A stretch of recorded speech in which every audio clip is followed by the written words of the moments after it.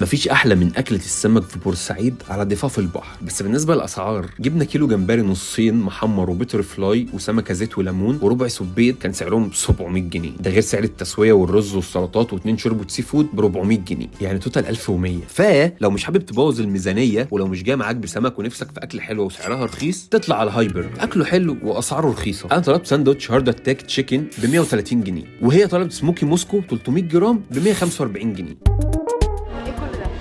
ده ب 130 جنيه.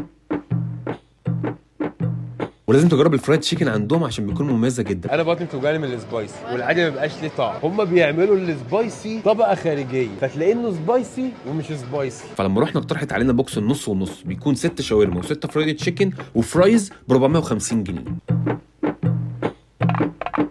وبياخد رقمك على الكاشير وبيعمل لك محفظه وبيرجع لك فلوس كاش باك. وكمان عندهم ابلكيشن، يعني انا رجع لي 250 جنيه كاش باك. 250 جنيه كاش باك كتير قوي. تعال نروح نشتري ثاني.